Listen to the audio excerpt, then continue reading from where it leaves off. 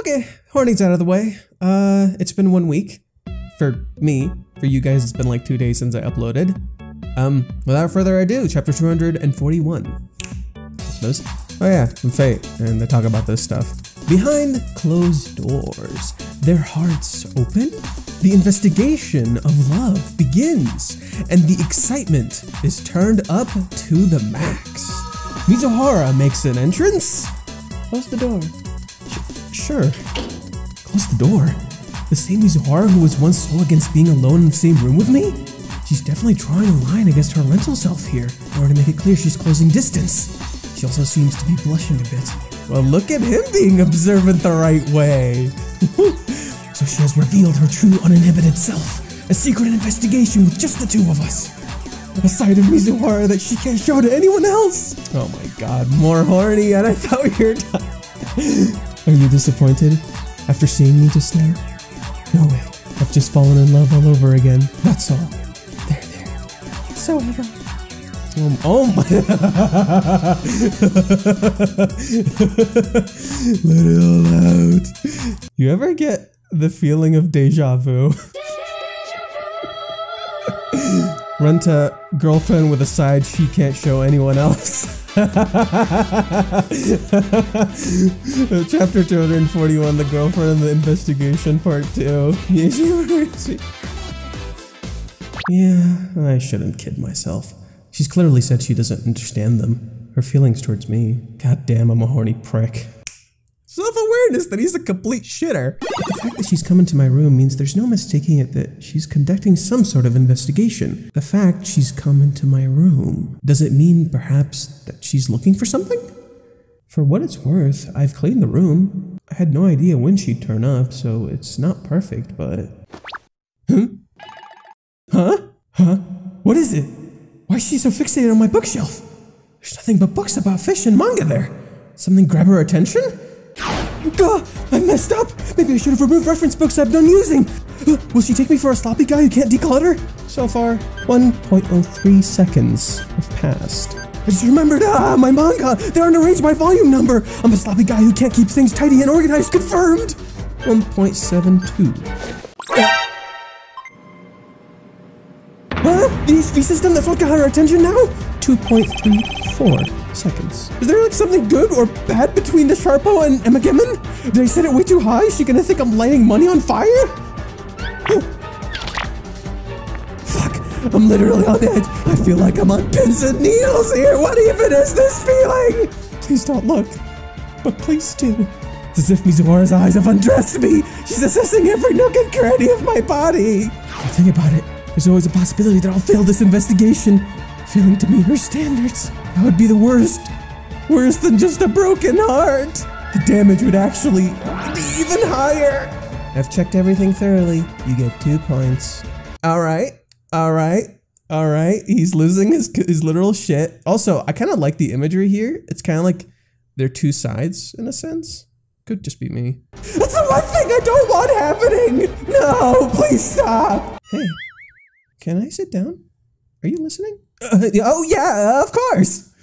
I'm such an idiot. I'm forgetting basic hospitality. You clumsy fuck. Whenever I'm with Mizuhara, I waste my energy on useless thoughts. I gotta be more hospitable. What's your favorite YouTuber? Oh, I see. Wait, is that foreshadowing? No, he wouldn't. No. Productive investigation. Since she's investigating, there should be stuff that I take care of, like getting her tea or something. Huh? Ooh. Notice how she is in the fetal position. Huh? By the window? Why is she sitting there? What's with this feeling of her being distant? Plopping down into a corner of the room? Does this mean she's on her guard after all? Or like, she doesn't want to sit anywhere close to me? Isn't Mizuhara being a bit subdued? Like, she's feeling uncomfortable or awkward? She's usually like a brilliant rose, but right now, she's looking like a wallflower. Is this also part of the investigation? I don't understand at all. Huh? Let's take a minute and do a rundown of the situation. Speaking for myself, I still feel pretty guilty about Ruka-chan, and taking into consideration her feelings, I feel it'd be pretty bad if she were to know of this situation. Huh? Ruka-chan? I see, so that's why. She was observing the surroundings so scrupulously, even closing the door. What'd I fucking say? They call me a madman. What'd I fucking say? Certainly, if Ruka-chan were to know of this situation, she'd blow her lid. Where are my donuts? It should be fine. She says she's doing homework today. I see. How have things been with Ruka-chan lately? Huh? It's been 1.5 years since that day now. A lot of stuff happened since these past few months, so I thought I should know how things are going right now. Okay, this sounds rather familiar from the Saza day. However, it's rather personal now. It's like the same exact conversation, but the meaning has been flipped. In some sense that Kazuya completely understands now that he knows exactly why she's asking. The way things are right now, the status quo should I say, things are like usual. She was a bit mad for a while after we came back from Hawaiians, but lately she's totally come back to normal. I see. Makes sense she'd be cornered. Although Mizuhara did give me the push, now that it's turned into something like that. I've even talked to her about breaking up a bit before we left Hawaiians. Huh? That I know where my heart is, and that going on like this isn't right. Look at this, it's so cute. But she said that she knows all that, and doesn't want to break up despite that. That's Ruka-chan alright. Just how she'd put it. I suppose her feelings for you are real, and I don't want to hurt her any further. And when I think about what would happen if she found out, I feel it's not the best idea to try and see you carelessly. Mizuhara. Of course she'd say that, and she's rather earnest about stuff like that. So even the fact that she didn't contact me was because she's being considerate of Ruka-chan. When you put it like that, even if she says she wants to see them for what they are, it's not like our relationship's gonna grow closer all of a sudden. Yeah, being too overly considerate of another person is not gonna get you anywhere. So it's no wonder Kazuya feels like this. But don't worry, okay? Even though I said I want to try and understand, it's not like I have a firm plan. I know what I'm saying seems childish, and I do think it's unfair to keep dragging things out. But I said so, didn't I? That I won't leave you hanging. I'll definitely give you an answer for what I did to you. It sounds a bit silly, but for now, would you bear with me? I see. Even Mizuhara is at a loss about what she wants to try and understand. And despite that, she's trying her best to be optimistic. Though she feels guilty about Ruka-chan, she still thinks about me. Though she feels guilty about her job, she still thinks about me. I can't bear it anymore. I love you. Do you have any plans after this? Next time, presenting underwear? Stirred on by her feelings, he desperately lobs a once-in-a-lifetime invitation bomb. That was really fast. That was a really, really fast chapter. Okay, so most of the discussions I thought were coming up aren't coming up, or did not come up, which is interesting to point out because I think I made a key mistake in trying to basically assume things were coming faster than they were. Basically, I know I'm right about like the whole Chizuru situation, but the thing I didn't notice was that she herself doesn't even understand the things I'm verbalizing. So how can she possibly tell it to him? Okay, so that's pretty much what was going on in this chapter. She doesn't even fully understand what she's completely feeling. So this is more so like a meeting to like figure that stuff out. So while it doesn't feel like too much happened this chapter, a decent amount of stuff was kind of highlighted. Kazuya finally told her he was trying to break up with Ruka. Yeah, this chapter was kind of quick. Let's be real, this chapter was kind of quick. I feel like it's kind of setting up for the next chapter in a sense. Mizuhara makes an entrance, closes the door. We spent a lot of time on Kazuya like losing his fucking shit, which is really funny, honestly. Like I actually think it's funny. I know some people might get turned off by that, but I think it's perfectly fine. I don't think there's anything wrong with it. I like how Kazuya like doesn't know what to make of this situation, but this is also again like harkening back. Every time I've noticed consistently, every time they've had this conversation, about their feelings and Chizuru's feelings and her loss at her feelings. It's come back to that anthology chapter in some way, shape, or form, where it's like this clash of like what they want and what kind of they expect.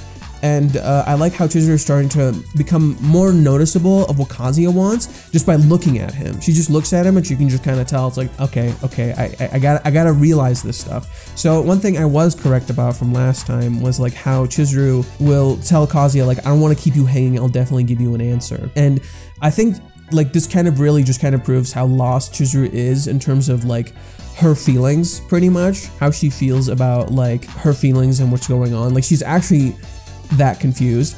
As for why Chizuru was this is so funny. As for why Chizuru was looking around the room, interesting, because you're like wondering what is she doing, and then she finds a spot and she sits, and you're like, wait, so she was looking around to find a spot to sit that's like the most comfortable and wouldn't be that weird. So yeah, she could have just been looking for a spot to sit, but maybe at the same time she was like looking at the room and stuff. But yeah, that was really funny. He's just like following her. It's like, what's she gonna do? What's she gonna do? What's she gonna do? And this reminds me a lot of, so yeah, it reminds me of this scene, which is like pretty much kind of the same thing, I guess. In a way, this kind of reminds me of that chapter where, oh my god, she looks so, I didn't even notice like the lower half of her face. That looks so intimidating. Holy shit. Holy shit, that looks so intimidating. But yeah, this reminds me of that scene where Chizuru was like literally physically very exposed. And now Kazuya feels very exposed because Chizuru's literally checking out the inside of his room. And in a way, his room is kind of representative himself. If you think about it, just as Chizuru's room in the earlier parts was kind of representative of her and how she locked herself in her room and isolated, Kazuya's room is also representative of him in a sense and kind of who he is. Also, if you're wondering why it's called Fully Naked, here you go. That's literally it. That's why. Chizuru is in his room and Kazuya feels extremely exposed and she's seeing everything about him. And this is what makes Kazuya feel uncomfortable, which is extremely ironic because this entire time that we're seeing Kazuya panic like this, it's actually very representative of how Chizuru feels, because she is in a foreign place. She herself feels foreign to herself. This is why Chizuru feels so different as a character this entire time. Chizuru is not herself. She lost herself. She doesn't know who the fuck she is in a sense. So she's just going through the motions, just as Kazuya was going through the motions. So this is why we see her like this, and it's all weird and funny. This is why we get this entire time with Kazuya, like we get 1, 2, 3, 4, 5. We get about 5 pages of Kazuya overthinking, and Kazuya feeling weird about that. But in a sense, that's also representative of Chizuru. So while these pages feel ridiculous and silly and pointless, they're actually a good symbolism and representation of like them, their feelings and what they're going through and like what they make each other feel. So Chizuru is in his room, she looks around, she sees the entire place, and then she sits down by the window in a fetal position. You know, there's the door and there's the window. She sat like as far into the room as she could, but not like at the center, if that makes sense. In a sense, that's like kind of feels like symbolism, where she's sitting just far into the room, where it's like, okay, this is kind of where I am now, which is, again, kind of like symbolic of how she feels. Like she sits near the window where it's like closest to like an exit, but not an exit, if that makes sense. That's the whole point of that situation, where like we're seeing Kazuya like feel like he's fully naked. This is kind of how Chizuru feels, where, and now that I think about it, there's even more to this. Kazuya's room is like kind of symbolic of his internal self, yet his external self. Because this is just kind of the stuff he likes, yeah? So when she's looking around his room, she sees kind of she sees him on the external level, like who he is, and what he likes, his dislikes, but those things don't necessarily like define you as a person, yeah? So when she sees all this stuff, she's seeing Kazuya's external, which is kind of like a huge facet of Kazuya's character, because he's a very external based character. He expresses himself very externally a lot. But he hides himself behind this idea of who he needs to be, yeah? So when she looks around, she sees the fucking manga panels, which, by the way, fuck you, Kazuya, man. Organize your goddamn manga panels. Organize your goddamn manga panels, you fucking heathen. What the shit? What the shit? This also is kind of symbolic in a sense, where she sees his external and he feels uncomfortable about the external, because Kazuya's always been uncomfortable about the external. While when we see Chizuru, the chapter has a sudden shift from this like comedic stupid sense to this kind of more serious tone where now we're seeing Chizuru's internal. And now Chizuru feels a little bit uncomfortable. And even Kazuya points that out. Like, Chizuru looks awkward and uncomfortable, just as Kazuya looked awkward and uncomfortable 2 seconds ago. And that is kind of the symbolism of what's going on here, where Chizuru is the closest she can be to her room by being near the window, and like having some fresh air, you know, in a sense. But at the same time, she's as deep as she can be in Kazuya's room, where she can express herself to him. It's a nice, interesting, like, visual metaphor in a sense, where it's showing how these characters they're getting a lot closer, but they're still like feeling a little bit uncomfortable. And this is why Chizuru sits like this and sits so far away. And when you see her sit, like it's really funny. Like she responds, but when she sits in a fetal position. And the reason I really wanted to point this out is because, like, this position, it has been shown consistently in many different places.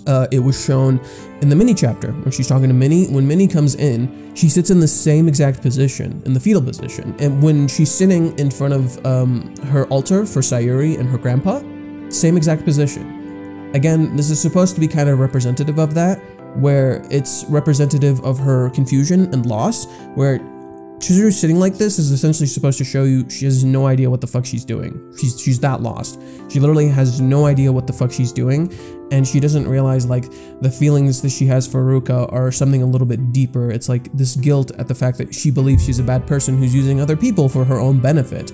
That's partly one of the factors that, like, Chizuru's definitely going through. The other is like the other is that these feelings are like an internalized sin for Chizuru, where it's a byproduct of her grief, because after grief, you internalize a lot of things in a sense. Sometimes that can really happen, and Chizuru has definitely internalized what happened with Sayuri, where she didn't know how to tell her the truth. A lot of the words that, like, for example, Chizuru kind of says to Minnie, when you listen to them, they kind of seem like a byproduct of not only her own guilt and like feelings towards them, where she possibly feels like she's not being fair to Kazuya, but they also feel like a byproduct of what Mommy said, where a lot of what Mommy said was definitely in tune with this, where these confusing feelings.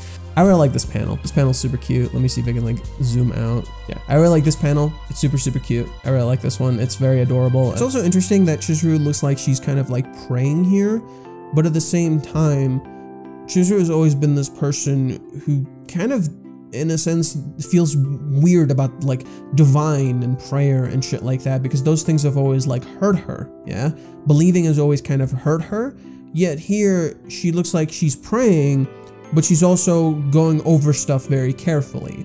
So it feels like she's in an interesting limbo where she's very grounded, but also like divine in a sense. And you see it through the way she's drawn. And I think that's really cool. Like this image right here conveys a lot more than you think it would do at the very beginning. And again, yeah, I'm probably gonna, like, I can just kind of tell a lot of people are probably gonna feel like nothing really happened this chapter. Initially, like, that's just kind of the feeling I kind of felt initially when I read this chapter. I'm like, oh, nothing really much happened. And then I'm like, thought about it, and I went over the chapter and I took it in a little bit, and I'm like, no. I can talk about this for like an hour. There's a lot going on. So yeah, while this chapter feels like nothing much happened, a decent amount actually did happen. And so when she does this, it calms the entire mood. And Chizuru does this a lot, if you'll notice, where she'll do this and she calms the mood, and this applies to Kazuya and how he feels too, where she calms him down too. And you'll notice, like, when she's sitting in the corner, like, she's not doing anything. And if you'll notice, like, she's the one who, like, walks into Kazuya's room, but she doesn't know what to do either. She spends this entire time not talking and searching for a place to sit. In a sense, she's kind of showing the real her to Kazuya here. And I like how Kazuya even points out, like, at the very beginning of the chapter, she's setting, like, a boundary between her, like, right here, she's drawing a line against her rental self here in order to make it clear she's closing distance. Feels like she's closing herself off, like she even Mizuhara being a bit subdued, like she's feeling uncomfortable or awkward. Yeah, it's because this kind of comes back to what I was saying before. It's like this loss of self, and she doesn't really know who she is anymore, because everybody from everywhere is like telling her kind of who she is and what she wants to do. And you can see like very distinct differences in Chizuru now and in Chizuru from the beginning of the series, where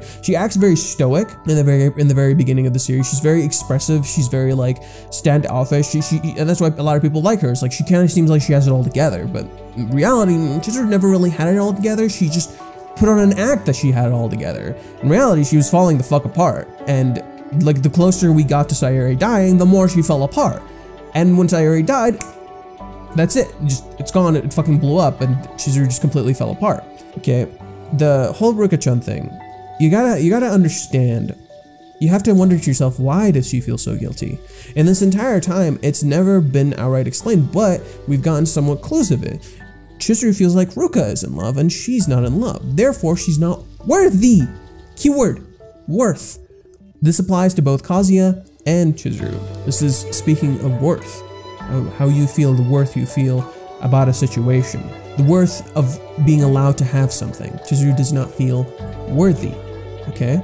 But it goes a little deeper into that. If you go back to that chapter, you'll notice that Chizuru also has like issues understanding what love is.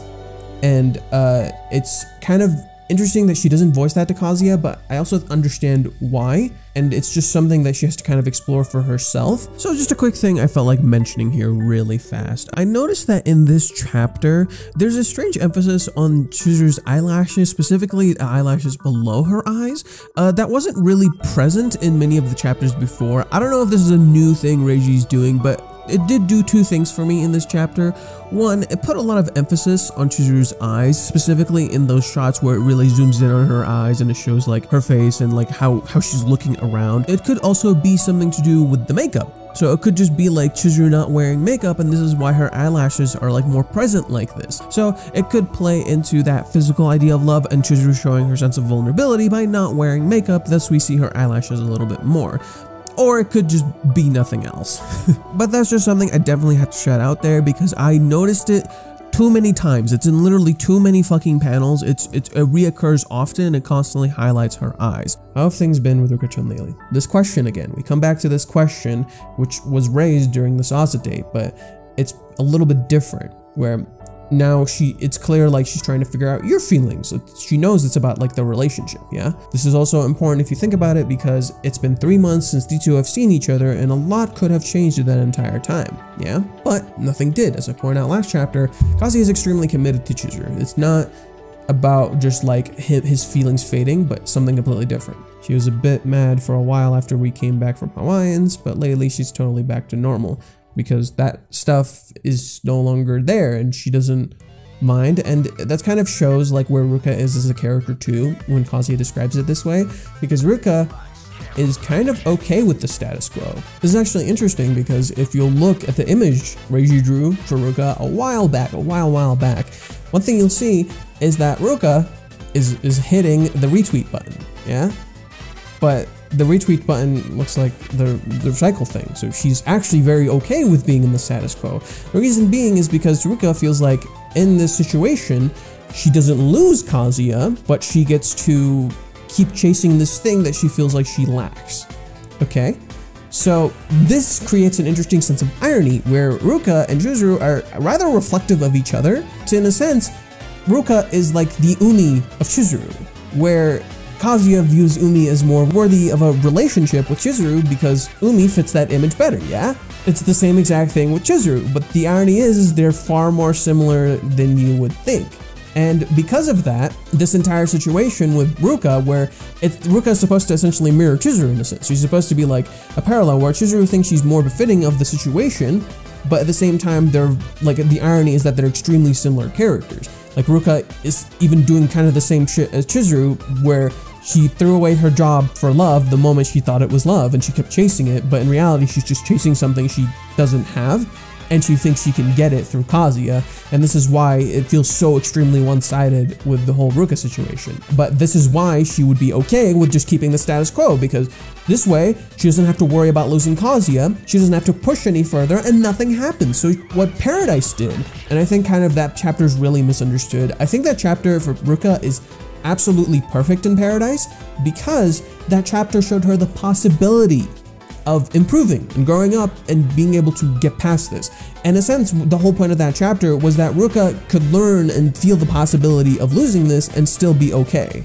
But if you'll notice, the entire conversation seemed really focused around the whole Ruka situation, where she doesn't want Ruka to find out because like she doesn't think it's fair to her. And I think the reason she doesn't want Ruka to find out is simply because she wants to be able to give Ruka a proper answer. She's just like, if she does find out, I want to give her a proper answer. So I think Ruka might come back as a talking point a little bit later on. It also explains some of the stuff that's been going on with Ruka, where she has just been kind of busy with her own shit right now.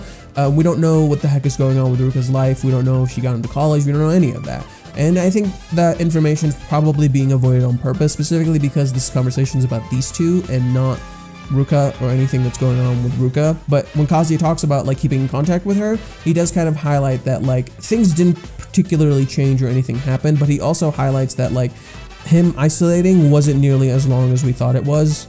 And while it was depressing to him, it's clear it didn't impact much of his relationships outside of the situation. This is why nothing major super happened. And I love how it does this little shot with Chizuru where she looks up and the light is like on the other side. So the darkness is behind her, the light on the side, so she looks like she's looking up into the light, yeah? And this shot is so cute, just Chizuru like.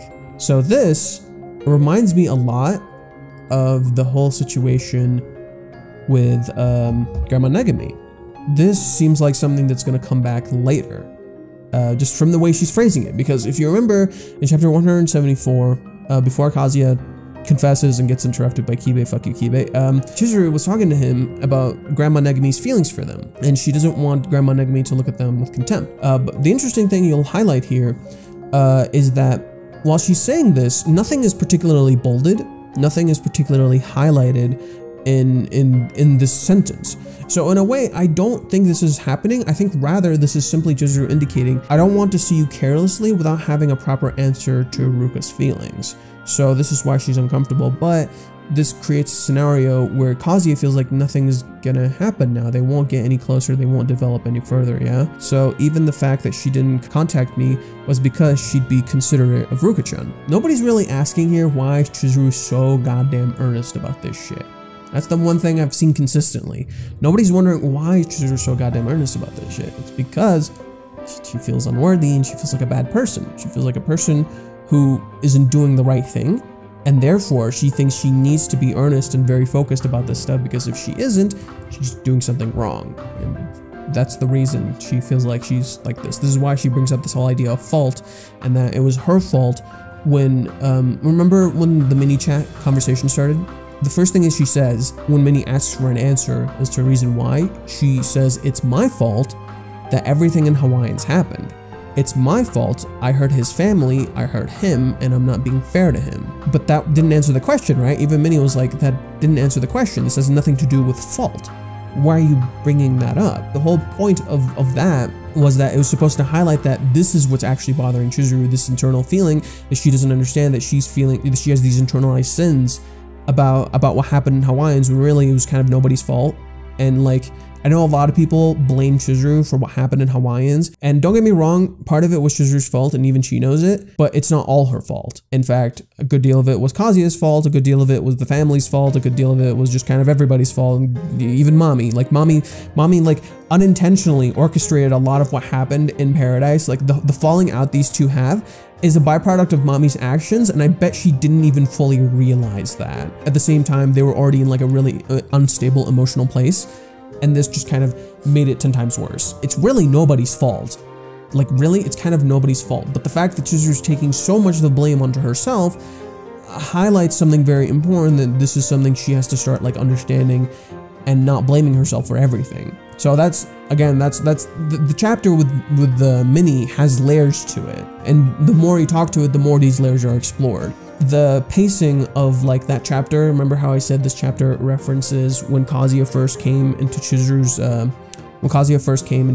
room, where he told her to open the door and he showed her the crowdfunding. That chapter was totally set, the tone and the pacing of that was totally set by Kazuya, and a lot of it happened through Kazuya's actions, but this, it's like it's all set by Chizuru. The tone is completely set by her, how she looks around the room, how she sees everything in his room, how Kazuya feels about it, how uncomfortable it makes him feel. The vulnerability she felt when Kazuya like talked to her during chapter 102 or 3 is the same vulnerability that Kazuya feels now, because she's literally in his house and she's looking around his room and seeing everything about him. So in a sense, like Chizuru is like the closest she's ever been to Kazuya in a sense, and she's like understanding him far more than she has before. And this is like symbolic of her like going into the fucking fetal position in his goddamn room. Try to understand. It's not like I have a firm plan. See what I mean? Chizuru has literally no idea what she fucking wants to do. So in that sense, I could see why Kazuya would kind of want to take the lead a little bit, because he could kind of maybe help her figure that stuff out, you know? Like, that's kind of interesting that Kazuya essentially asks her out on a date. He's like, that's pretty much what ends up happening in the end of this. Kazuya asks her out on a date, which is super cute. So considering it's night, it's probably a home date. It's probably like a home date or just something really small, nothing super major. I doubt they're gonna do anything big because it's late. It's like late at night. It's probably not a good idea to be going out right now.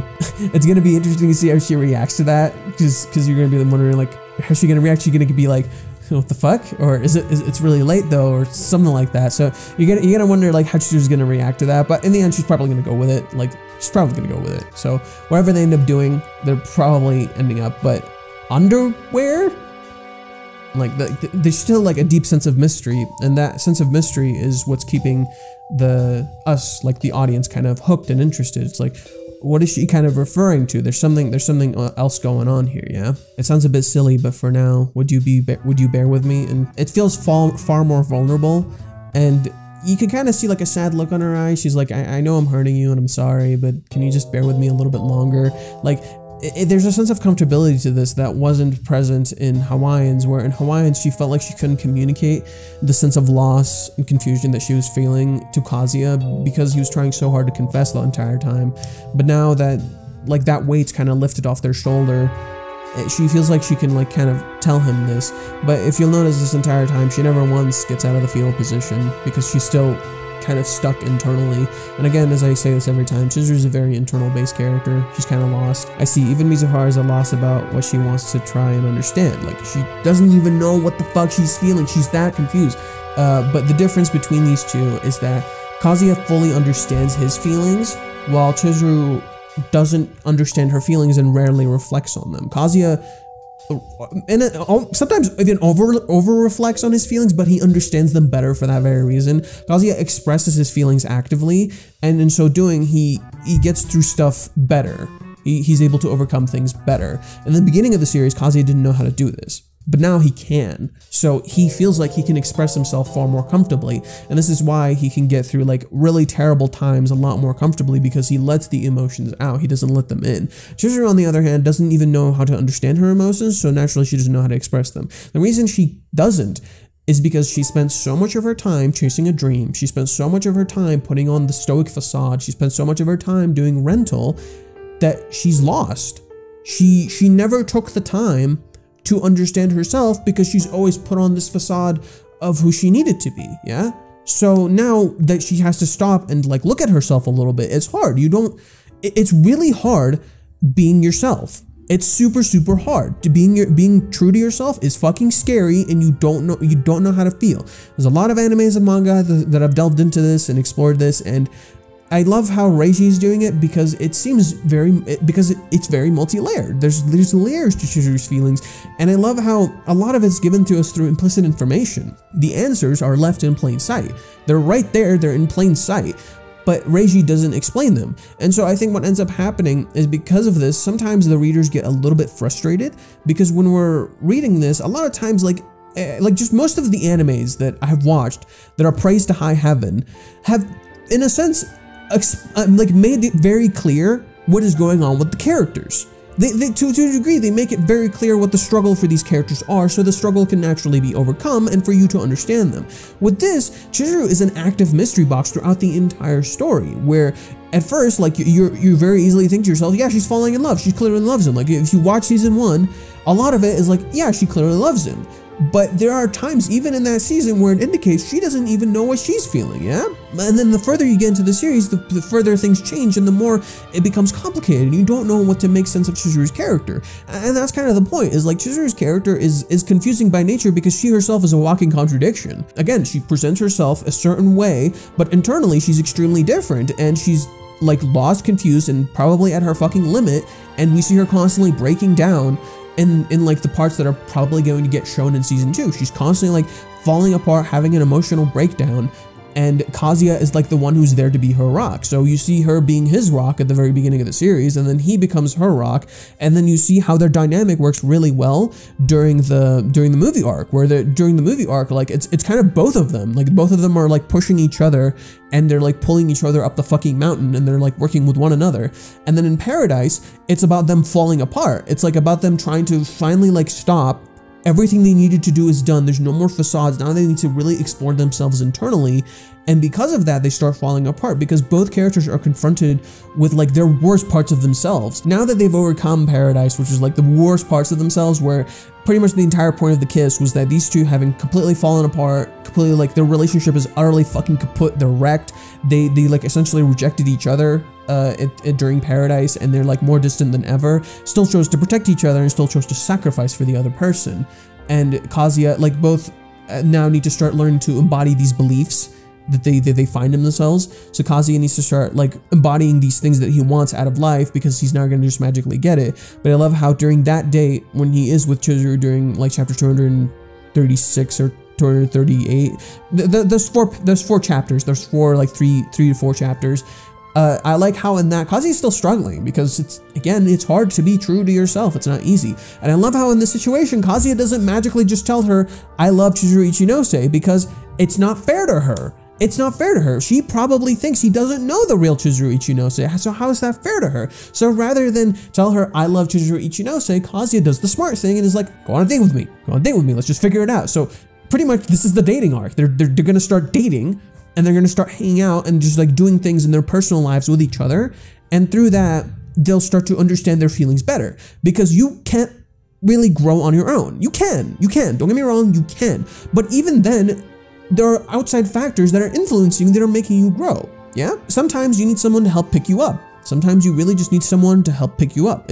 Growing is a very complicated process, and it's not easy. A lot of animes have done a great job of this. I actually think this mirrors Gurren Lagann far more than anything, and how Gurren Lagann like embodies this whole theme of growth and self-improvement. For example, Chizuru is kind of like the Kamina of the series in a sense. That's kind of what Chizuru is. Chizuru is kind of like the Kamina of the series, where Chizuru puts on the facade of knowing spoilers for Gurren Lagann.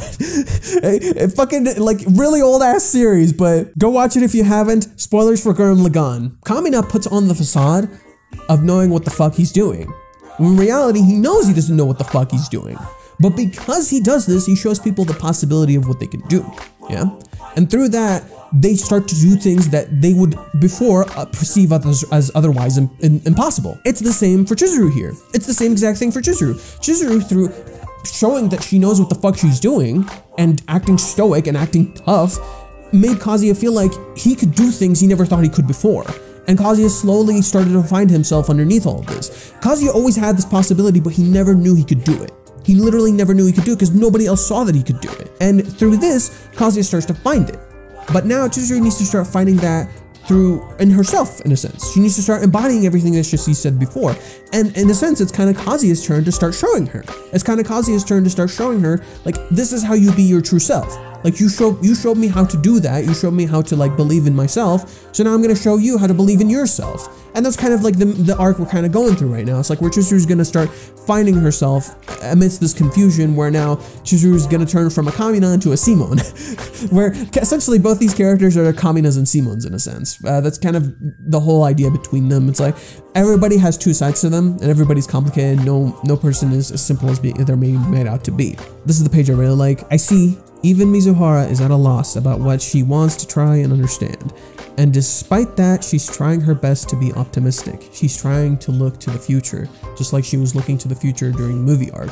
When she looked to the future, she was her best self, but in Paradise, she was lost because the whole point was that Mami is representative of the past. She was literally dragging her down into the past. She's making her look back and like forcing her, she's essentially forcing people to be as blind as she is. She blinded everyone as she blinded herself. That was kind of one of the points of Mami's character, not the whole point of her character. But now Chizuru is trying to look forward. She's trying to be optimistic. Again, it's kind of representative of her grief, where now she's trying to see herself for who she is. And she's trying to still look at the future optimistically and still believe in something greater than herself. In a sense, Chizuru is starting to somewhat mirror Kazuya, where he has to believe in something greater than himself in order to keep moving forward. And in a sense, this is kind of what Chizuru's trying to do here. Though she feels guilty about Ruka-chan, she still thinks about me. Personal. Though she feels guilty about her job, she still thinks about me. She's a good fucking person. She's a good fucking person. Like she's actively trying to better herself. And that's really hard. It's hard to put yourself in this situation and try to improve like this. Presenting underwear. Okay, so Kazuya's not gonna show her underwear. Chizuru's not gonna show him underwear. It should be interesting. I think they're gonna have like a cute home date. I think they're gonna have a cute home date. And basically it'll be their first date. It'll be their first date where they hang out with each other outside of rental or any of that stuff. And through that, they'll get a little bit closer. And it'll probably be a little bit awkward considering underwear, but because of that, they'll get a little bit closer. Someone also mentioned in the comments that this whole thing of the smashing of butts. I'm a fucking child. The smashing of the buttocks is a reoccurring topic in this arc, which is really interesting that they point that out because I think they're right.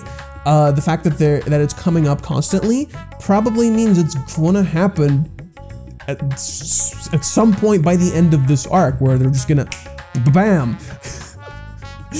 But yeah, I do think they're right on that part, that it is because it is a reoccurring theme. It's gonna probably get brought up for that very reason, and it's gonna end up happening between them. And there's a lot of like, you know, sexual conversations happening. So with that being said, I do think next chapter will bring that up in some way. And I think that'll be like kind of their first step to start feeling comfortable with each other and what they like, what they personally like. So now they're getting, pretty much they're dating right now. Like that's the funny part, is like they're pretty much dating even though they don't realize they're dating. They'll find one answer in the next chapter. They'll find like answer 1 in the next chapter. Like even in this chapter, we kind of see like what I was pointing out last time, where it's like Kazuya really loves Chizuru. It's not just about desire. Like he even removes that from the very beginning of the chapter, where immediate callback to horniness. And then they're just like, no, let's get serious. Let's talk about this shit. I think that's gonna be an interesting part in the next chapter, where the horniness will come back, but it'll be out of their control. What's the way it can be out of their control? Maybe they watch something? Yeah, there we go. They watch something and it's out of their control, and it's something they totally didn't expect. Kazuya's probably going to show her a part of his life that he's commonly does that we don't even know about, which would be really interesting, because I think that's one of the things that Reishi does really well, is like we see parts of these characters we didn't even know existed. In a sense, that kind of constantly shows us how much we don't know these characters. We only know parts of these characters. And I love that. That's the thing that Reishi constantly plays into with this story, is like we constantly always think we understand these characters, but there's always parts of them we don't even know. Just as Chizuru, like we didn't know she was this confused this entire fucking time. Chizuru was always this lost. Chizuru was always probably this lost. She just put on a brave face and made it look like she knew what the fuck she was doing, but she was just this fucking lost. So next chapter should be really cute. I definitely sense some fluff next chapter. I sense something very cute happening next chapter, and I think it'll be really fun for everyone involved. Okay, I think that's all I've had to say for now. The anime actually starts on Friday. I was hoping to get a video out in regards to the first season of the anime, but unfortunately I haven't had time to watch it, and I haven't had time to do that. So for now, while I work on that, I'm gonna be essentially making videos for the anime too. Probably reaction videos, and probably delving into it and what I liked and what I didn't like and stuff like that. Just kind of like this, a little bit like this. But considering I read the manga, I'll try to keep it very like non-spoilers, and just how I feel, and maybe I'll even make comparisons. Like one thing I really wanted to do with season 1, which I'll probably end up doing in like a big video, is that I wanted to do a big video not only comparing the anime to the manga, like the entire season, but also just to show like what the anime did better or what the manga did better, or vice versa. But yeah, for now, thank you guys for watching. I hope you guys enjoyed the video. If you did, please subscribe, hit the like button, hit the bell icon to keep up with the uploads. I've been Fate. Thank you guys for watching, and remember, let's mosey.